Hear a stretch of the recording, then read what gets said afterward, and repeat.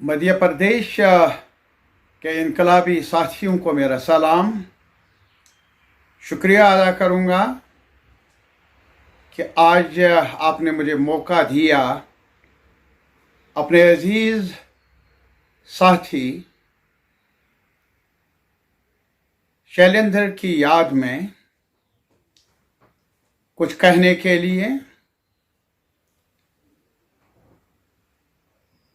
कितनी तकलीफ होती है उनको याद करते हैं। एक साथ रहे हम सेंट्रल कमेटी CPIM में, और कितनी गर्मजोशी से हम मिला करते थे, वो यादें आज भी जिंदा है। बहरहाल आज मैं मध्य प्रदेश के अवाम से, जनता से, हर फिक्र के लोगों से उस खित्ते ज़मीन के बारे में, उस हिस्से के बारे में कुछ कहना चाहूँगा जिसके बारे में कहा जाता रहा ये ताज है मुल्क का। आज उस ताज की हालत क्या बनी है, आज उन लोगों की हालत क्या है जिन्होंने कभी आपकी तरह सपने देखे थे अच्छे फ्यूचर की, एक अच्छे मुस्तकबिल की, जिसमें हर शहरी को वकार से, डिग्निटी से जिंदा रहने का मौका मिले। ये वो खित्ता है, वो रीजन है जिसकी सरहदें कई ममालिक के साथ मिलती हैं, और तब जब मुल्क की आज़ादी के साथ ही मुल्क की तकसीम का मामला भी सामने आया, एक और अलग मुल्क वजूद में आया पाकिस्तान के नाम से, तो उस वक्त ये मौका दिया गया था ब्रिटिश एम्पायर ने कि कोई भी प्रिंसली स्टेट, खास तौर पर जो सरहदों के साथ, सरहदों के नज़दीक हैं, वो उधर जाए, कहाँ रिश्ता जोड़े, हिंदुस्तान के साथ जोड़े या पाकिस्तान के साथ जोड़े। कश्मीर का राजा महाराजा हरी सिंह काफ़ी देर हेजिटेंट था, लातलाल करता रहा, पसपेश करता रहा कि कहाँ रिश्ता जोड़ूं। सरहदी इलाका है, दो मुल्कों का संगम है सरहदों पर, हिंदुस्तान का भी और पाकिस्तान का भी। और कभी उनके दिल में ख्याल आया, उनके धाए भाई रजवाड़े जो थे, जागीरदार थे, साहूकार थे, वो उन्हें मशवरा दे रहे थे कि वो एक अलग ममलिकत की सूरत में रहें। और तब जाकर जब पाकिस्तान की तरफ से उनकी शह पर नॉर्थ वेस्ट फ्रंटियर प्रोविंस से कुछ लोग आ गए, ट्राइबल रेडर्स आ गए, बारामुल्ला तक पहुंच गए। हिंदुस्तान की फौज अभी आई नहीं थी कश्मीर में। महाराजा भाग गया था कश्मीर से जम्मू की तरफ, अपनी फैमिली को लेकर, अपने हुजरा को लेकर, और कश्मीर के अवाम को कसमपुरसी की हालत में छोड़ा, और कोई दिफा करने के लिए नहीं था। खुला मौका मिला ट्राइबल्स को आगे बढ़ने का, कब्जा करने का।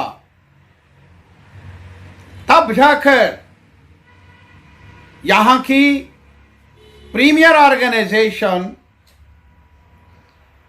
जिसने क्विट कश्मीर का नारा देकर न सिर्फ बरतानवी तसल्लुत के खिलाफ आवाज उठाई, बल्कि महाराजा हरि सिंह के जागीरदाराना, साहूकाराना तर्ज हुकूमत के खिलाफ भी आवाज बुलंद की। लंबी जद्दोजहद से गुजरना पड़ा कश्मीर के आवाम को, जम्मू के आवाम को, और इस तरह यह तहरीक आगे बढ़ी नेशनल कॉन्फ्रेंस की क़यादत में। और उस वक्त नेशनल कॉन्फ्रेंस जिसमें सारे शेड्स थे, बाएं बाजू के लोग भी थे और भी तर्ज फिक्र रखने वाले लोग शामिल थे। उनका मानना था कि पाकिस्तान की तरफ से जो ट्राइबल्स आ गए वो एक एग्रेशन है, वो जबर है, ताबीर किया उस वक्त की क़यादत ने। और इसी का नतीजा है कि नेशनल कॉन्फ्रेंस के कारकुन लाल चौक श्रीनगर में जमा होकर नारा लगाया, हमला आवर खबरदार, हम कश्मीरी है तैयार। मैंने अभी भी प्राइम मिनिस्टर ऑफ इंडिया से कहा, जब उन्होंने मीटिंग बुलाई थी, मैंने कहा कश्मीरी आवाम ने एक नाजुक तारीखी मोड़ पर वो एक इम्तिहान से गुजरे हैं। बार बार उन्हें देशभक्ति का सबक नहीं पढ़ाया जाना चाहिए, बार बार उनका इम्तिहान लेने की जरूरत नहीं है। मुल्क की फौज नहीं थी, महाराजा भाग गया था, ट्राइबल्स आगे बढ़ रहे थे। किसने दिफा किया श्रीनगर का? तब कश्मीरी आवाम ने, कश्मीरी आवाम के नुमाइंदा जमात ने, और यह नारा लगा दिया कि मजहब नहीं सिखाता आपस में बैर रखना। यह आवाज उभरी कश्मीर की सरजमीन से कि माना पाकिस्तान मुसलमान होने का दावेदार है, लेकिन कश्मीरी आवाम ने अपना रिश्ता न मजहब की बुनियाद पर कभी जोड़ा है, न जबर से किसी रिश्ते को कबूल किया है। और उस वक्त उन्होंने कहा कि भाईचारा हमें विरसे में मिला है, हमारी रिवायात एक दूसरे को समझने, एक दूसरे के साथ मिलकर अपने मुस्तकबिल को संवारना, ये हमारा एजेंडा है, जो हमारे सदियों से जारी कशमकश के दौरान हमारे अवाम ने सीखी है।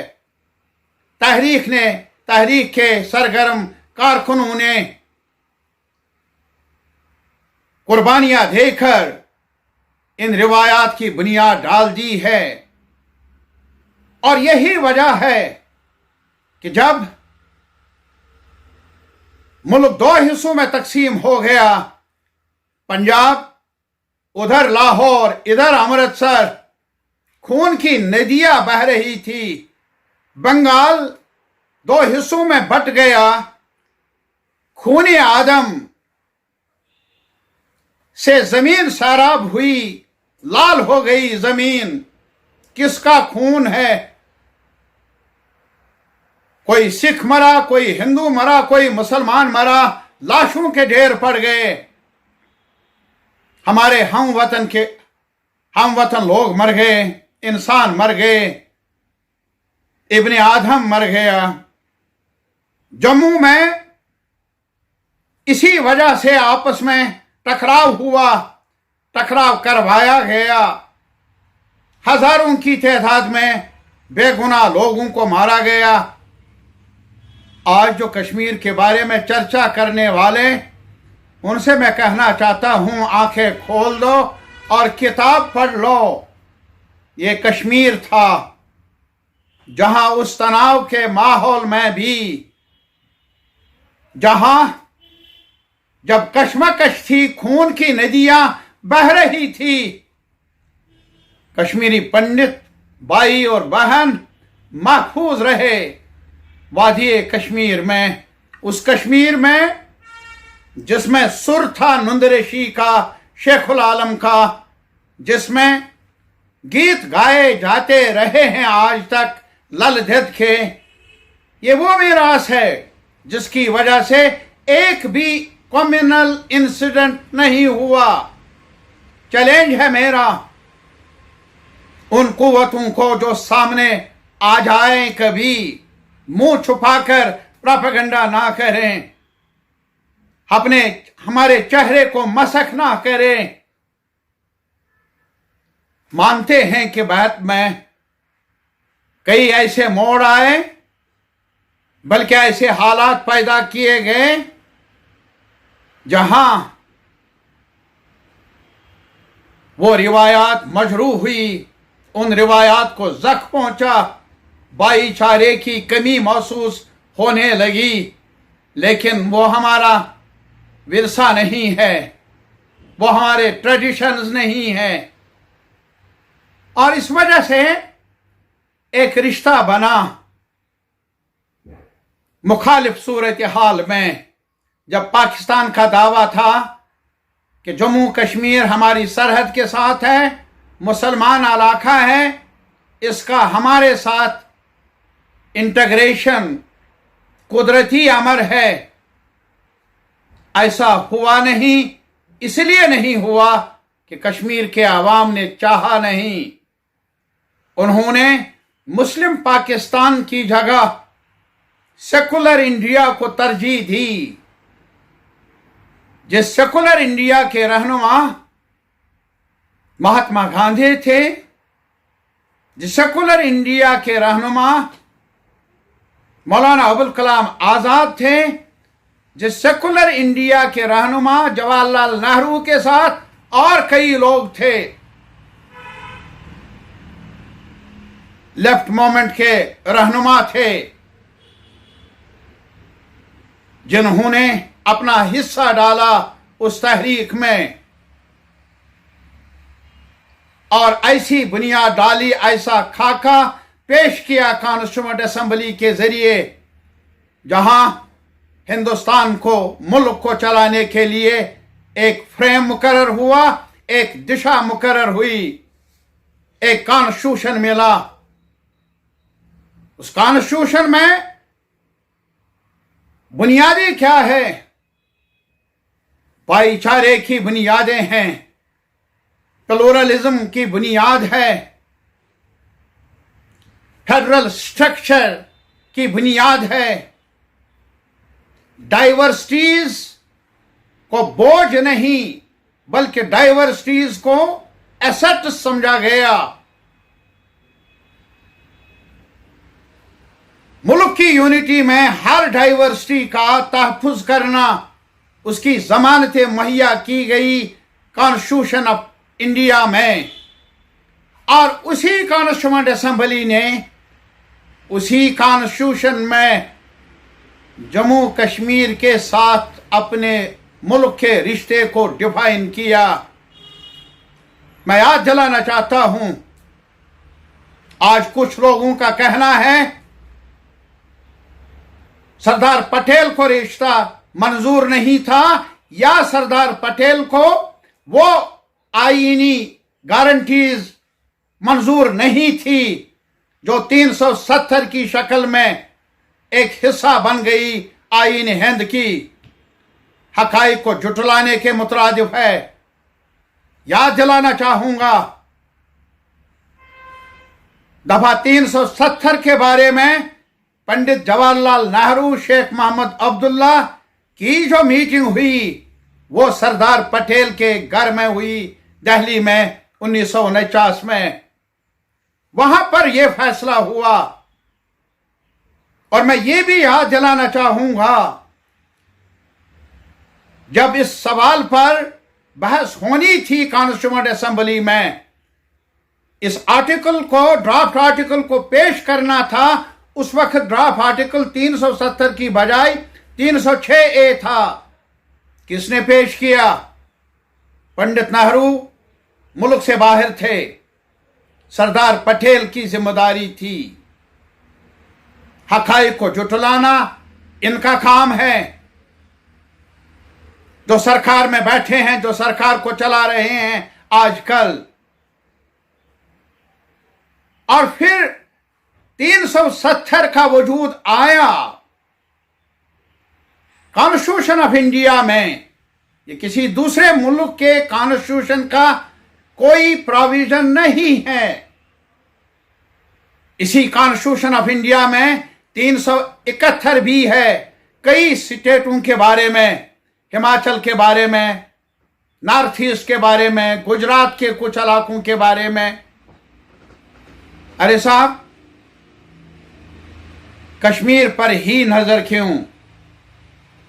कश्मीर की दफा 370 ही आज तक खटकती क्यों रही? कश्मीर के अवाम ने मजहब की बुनियाद पर रिश्ता नहीं माना,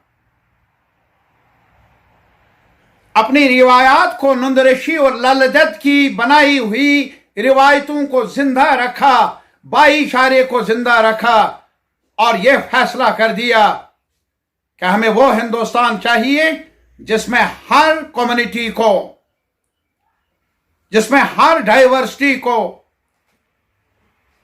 जिसमें हर ग्रुप को, ट्राइबल से लेकर मेन स्ट्रीम इंडियंस तक एक गारंटी मिले अपने कल्चर को बचाने की, अपने तमद्दुन को, रहन सहन को डिफेंड करने की, और अपने मुस्तकबिल को एक साथ मिलकर शेप देने की, बनाने की। ये 370 उसी कॉन्स्टिट्यूशन का हिस्सा है। आपका ये कहना है बार बार जो प्रोपेगेंडा किया जाता रहा, गलत प्रोपेगेंडा, वो इसलिए अगर कोई खूबी है आपकी जिसको मिटाया नहीं जा सकता, जो एक हिस्सा है आपके आइडियोलॉजी की, वो एक ही पहचान है, बार बार झूठ को दोहराना ताकि लोगों को बावर हो सके ये सच है। वैसा ही आईन हिंद में मौजूद दफा 370 के बारे में आज नहीं, जब से वजूद में आ गया आरएसएस का प्लेटफॉर्म, तब से लेकर आज तक यही प्रोपेगेंडा किया जाता रहा। हर सतह पर,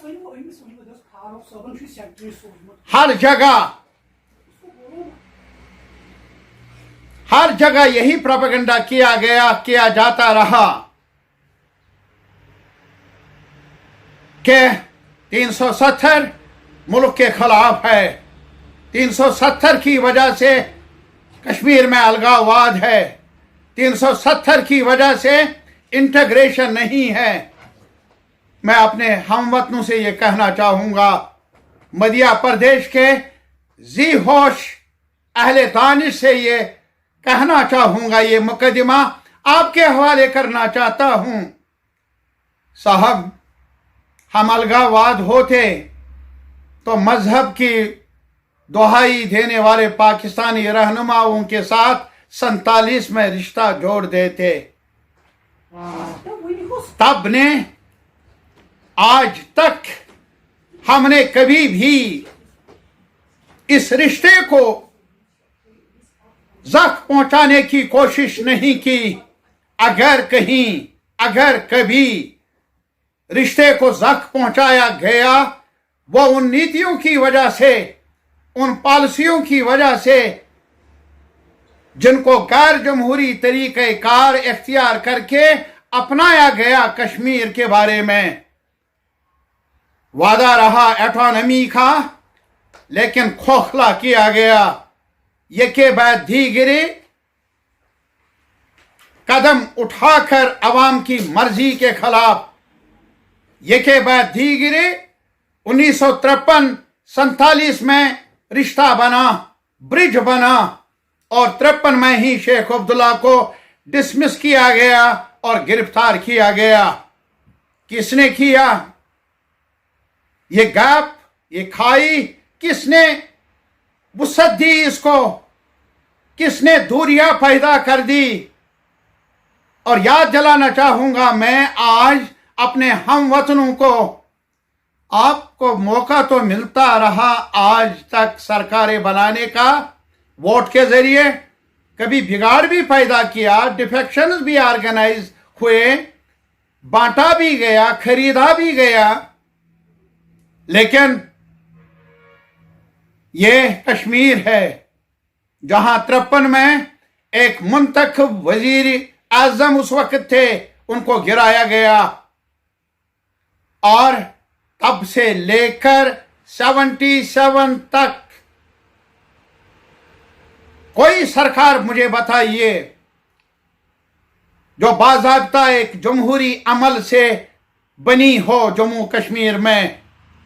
एक भी मुझे मौका बताइए जब आपने सरकारों ने, दिल्ली की सरकारों ने मौका दिया हो कश्मीर के अवाम को उसी तरह अपने वोट का इस्तेमाल करने का जिस तरह बाकी जगहों पर, बाकी रियासतों में अवाम को मिलता आ रहा है। यह मेरा सवाल है। आज भी हमारे अवाम याद करते हैं 77 के चुनाव को, जब मोरारजी देसाई की सरकार थी।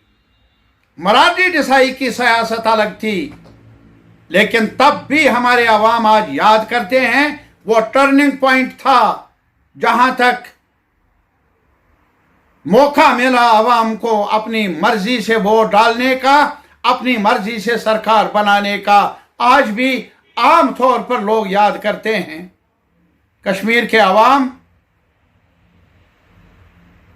बोलते नहीं हैं, कश्मीर के अवाम सच को झुठलाते नहीं हैं, कश्मीर के अवाम गैर जरूरी तौर पर किसी का चेहरा मसक नहीं करते जैसा कि आदत पड़ी है कुछ संगठनों की, जो अपने आप को नेशनलिस्ट कहते हैं, पैट्रियट कहते हैं, जिन्होंने बड़ी बड़ी दुकानें खोली है देशभक्ति की। एक बात मैं कह देता हूं आज उन कुव्वतों को, हमें आपकी सर्टिफिकेट चाहिए नहीं, हमें सर्टिफिकेट चाहिए अपने ज़मीर की, हमें सर्टिफिकेट चाहिए अपने वतन के मेहनत कश अवाम की, जो हमारे दर्द को समझ सकते हैं, जो हमारी परेशानियों को समझ सकते हैं, जो ये समझ सकते हैं कि जमहूरियत के साथ खिलवाड़ हो तकलीफ किसे पहुंचती है, जो ये समझते हैं कि मजदूर अगर अपनी हक के लिए आवाज उठाए उस आवाज को दबाया जाता है, कितनी तकलीफ होती है। हमारे छात्र लोग समझते हैं हमारी बात को। जहां और रियासतों में बच्चों को इंटरनेट की सहूलियात दस्तयाब रही, यहां तो कई महीने 5 अगस्त 2019 के बाद टेलीफोन कनेक्टिविटी नहीं थी, इंटरनेट की फैसिलिटी कहां। वो समझ सकते हैं बच्चों के इस दर्द को। वो बिजनेसमैन, छोटे बिजनेसमैन, छोटे दुकानदार, छोटे ट्रेडर समझ सकते हैं कि कश्मीर के, जम्मू के बिजनेस को क्या हुआ होगा, टूरिज्म को क्या हुआ होगा, हैंडीक्राफ्ट्स को क्या हुआ होगा, एग्रीकल्चर को क्या हुआ होगा, जब यहां एक लॉकडाउन नहीं, 2 लॉकडाउन नहीं, पूरी रियासत, पूरे मुल्क को गुजरना पड़ा पैंडेमिक की वजह से, और वो भी अनप्लान्ड लॉकडाउन की वजह से। लेकिन ये बदनसीब लोग हैं हम यहाँ कश्मीर में, जम्मू में, जिनको बार बार क्रैकडाउन से गुजरना पड़ता है, बार बार रुकावटों का सामना करना पड़ता है, बार बार बंदिशों का सामना करना पड़ता है। और आज अगर आप देख लेंगे हमारा सब कुछ ताना बहाना रोजमर्रा जिंदगी का बिखर चुका है। दावा कर रहे हैं, दावा किया है अहले सरकार ने, सरकार को चलाने वालों ने, जब 5 अगस्त को एक शब खून मारा गया, जब असॉल्ट किया brazenly on the very foundations of the constitution of India, किसकी बेखुनी कर दी।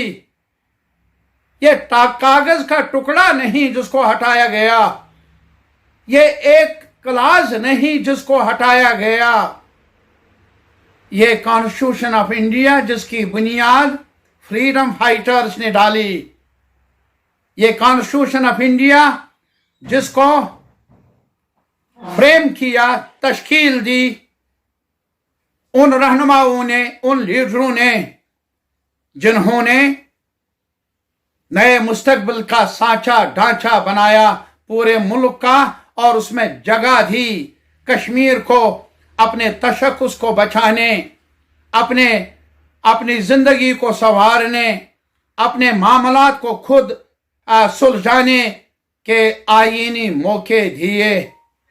किसने दिया था हमें जम्मू कश्मीर का अलग कॉन्स्टिट्यूशन बनाने का हक?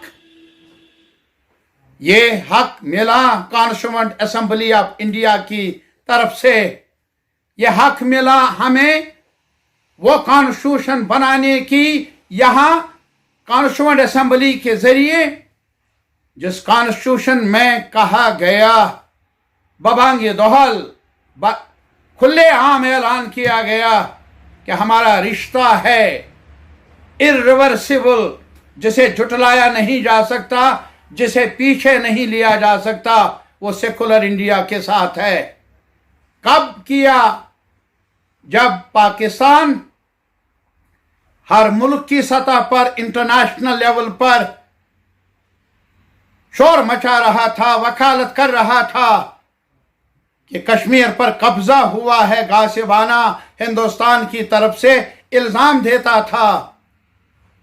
कश्मीर के आवाम सरहद उनकी मिलती है हमारे साथ, मजहब मिलता है हमारे साथ, उनका रिश्ता बन जाता है हमारे साथ, और इस वजह से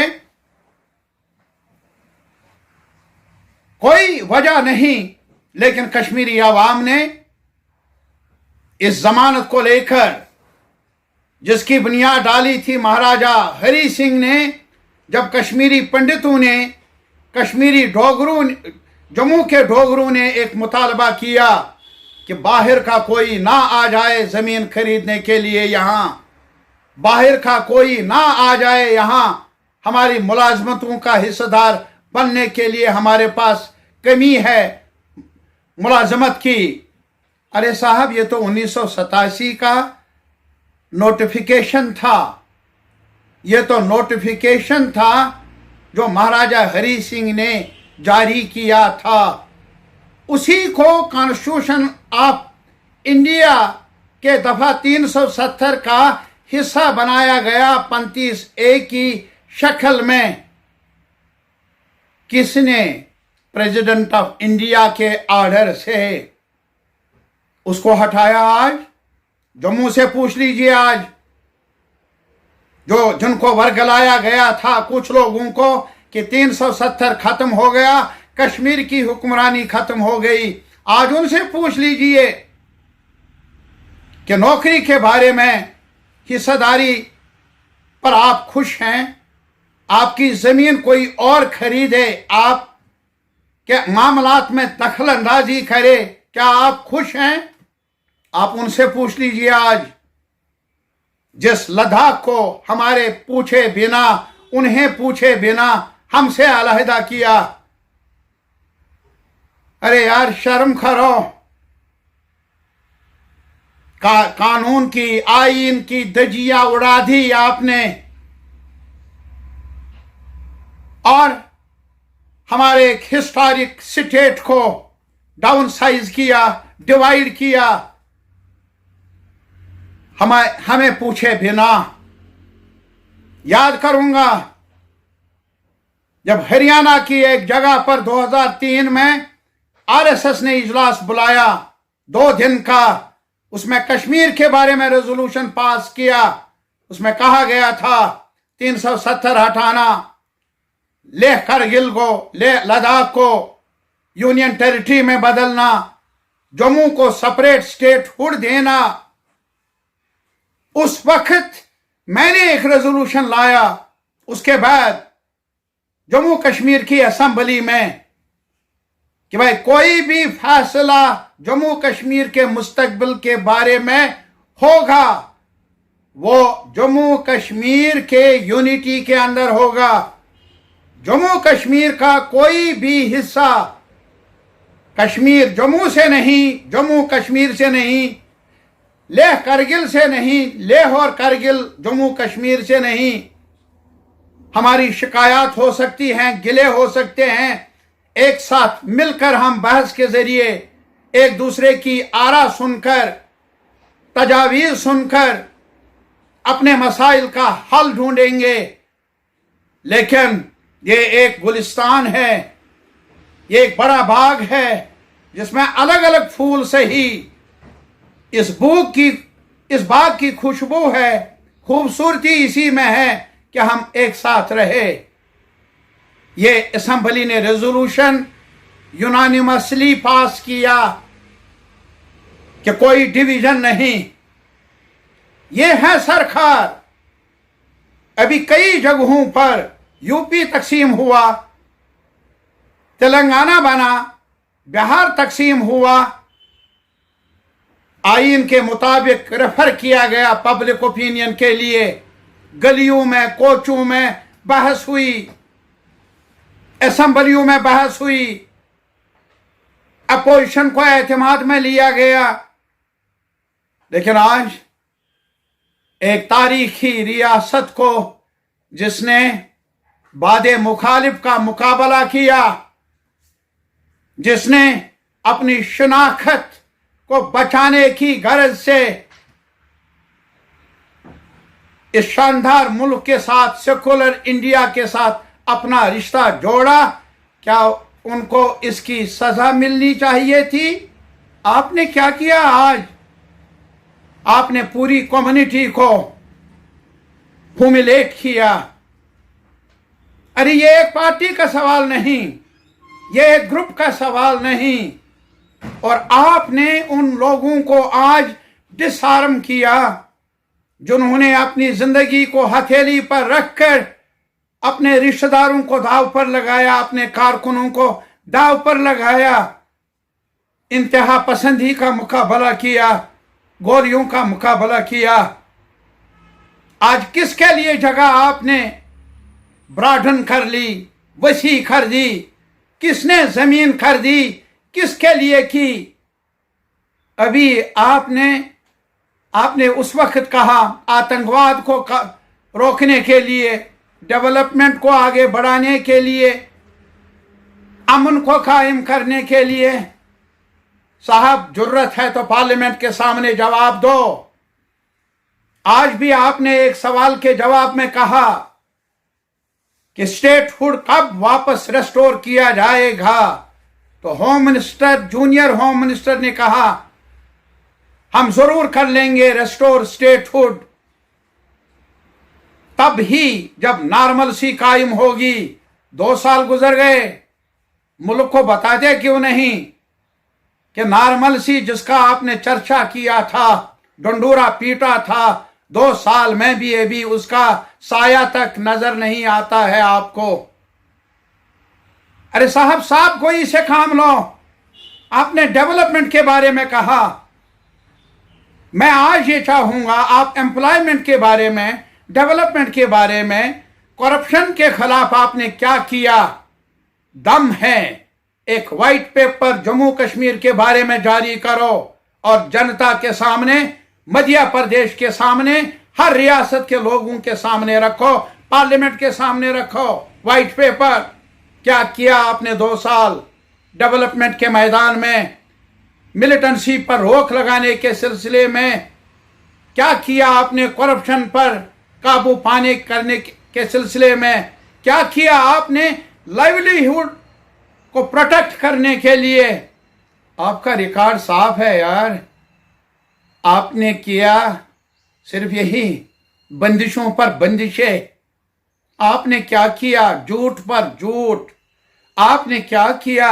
कोई थाना बचा नहीं, कोई जेल बचा नहीं जहां आज कश्मीरी नहीं है। और फिर आप कहते हैं उनके खिलाफ इल्जाम है। सीबीआई आपका हथियार है, एनआईए आपके पास है, ईडी आपके पास है।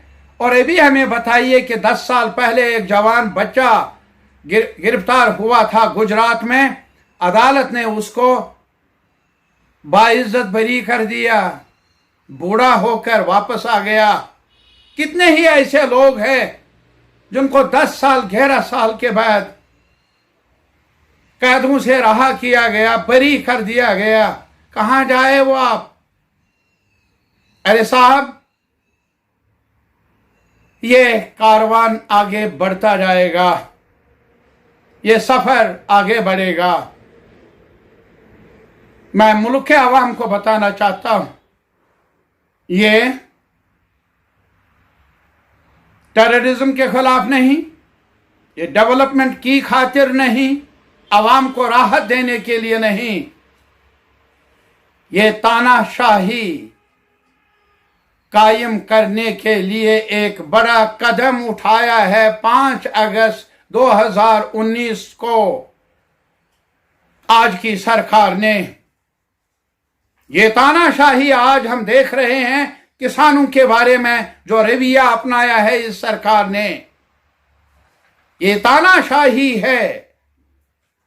जब आज कोरोना वायरस से जो इफेक्टेड लोग हैं, हमारे जितने जॉब्स लॉस हुए हैं, ऑर्गेनाइज्ड सेक्टर में भी, अनऑर्गेनाइज्ड सेक्टर में भी, अरे साहब, जॉब और मिलने का वादा किया था आपने हर साल, लेकिन इसके बरक्स आपने वादा पूरा किया। अगर वो करवट नहीं, चलो ये करवट, अगर जॉब दिए नहीं लेकिन आप माहिर हैं हालात पैदा करने में और फिर जॉब छीनने में, वो आज हर शहरी देख रहा है। आज हर शहरी देख रहा है बाजार महंगा है। कभी एक इल्जाम, कभी इंटरनेशनल फोर्सेस जिम्मेदार, कभी वो जिम्मेदार, लेकिन एक सवाल का आप जवाब नहीं देते। परचेजिंग पावर, कुव्वती खरीद घट रही है हमारे किसान की, मजदूर की, मिडिल क्लास की, छोटे ताजिर के। लेकिन ये बताइए कि मुनाफा भी बढ़ रहा है आपके दाएं बाएं घूमने वालों की। ये एसेट्स, ये मुनाफा, ये छलांगे पैसा जमा करने की चंद हाथों में, ये कहां से, ये किसकी वजह से? नवाला नहीं है गरीब के पास, भूख को मिटाने के लिए, बीमार मां का इलाज करने के लिए पैसा नहीं है बच्चे के पास, तालीम पढ़ने के लिए फीस नहीं है। अरे साहब, चंद लोग हैं, प्राइवेटाइजेशन आज भी हो रही है, आज भी एयरपोर्ट्स खरीदे जा रहे हैं, फरोख्त किए जा रहे हैं, धूमधाम से सिलसिला आगे जा रहा है, ताकि मेरे वतन को, जिसने लड़ाई लड़ी, जहां भगत सिंह शहीद हुए, राजगुरु, सुखदेव, अशफाकुल्लाह, जिन्होंने सपने देखे थे, ये सपना नहीं कि आपका रिश्ता बने हिंदुस्तानी आवाम, हिंदुस्तानी जनता से नहीं, बल्कि उन कुव्वतों से, बैरूनी सरमायादारों से, मगरमच्छों से और यहां के मगरमच्छ कारपोरेटों से हिसाब मांगेंगे।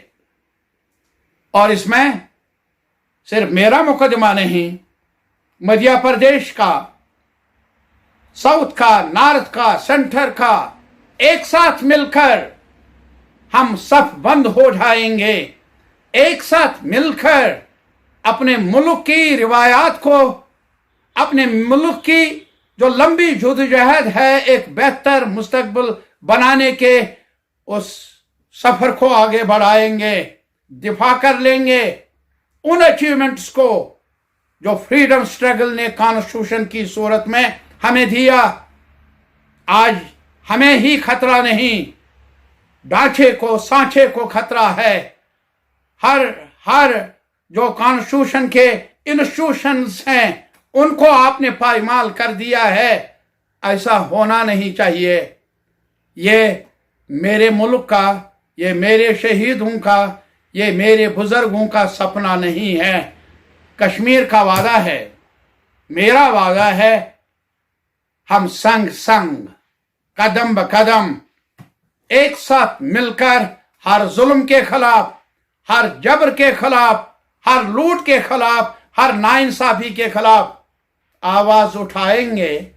आप कोई भी कोशिश करे हमें तकसीम करने की, मुझे मुसलमान का नाम देकर, किसी को हिंदू के नाम से, किसी को सिख के नाम से, किसी को आदिवासी ओबीसी नाम देकर आप तकसीम करें हमें, हम होने नहीं देंगे। ये क्योंकि हमारा रिश्ता बना है हमारे इरादे से, इसमें हमारी विल शामिल है। कुछ रुकावटें आ जाएंगी, डर पैदा करेंगे आप, लेकिन डर और तकसीम, नफरत का नारा लगा कर हम होने नहीं देंगे। और कल के बारे में सपने देखे हैं हमने भी, कश्मीर के से लेकर कन्याकुमारी तक हमारे जवानों ने, बहनों ने, भाइयों ने, बुजुर्गों ने, वो सपने हैं कि एक साथ मिलकर जिंदा रहेंगे, बेहतर मुस्तकबिल की तश्कील के लिए बुनियाद डालने के लिए। ये मेरा भी वादा है, ये मेरे शैलेंद्र का ही वादा रहा, ये मैंने उनसे ही सीखा है।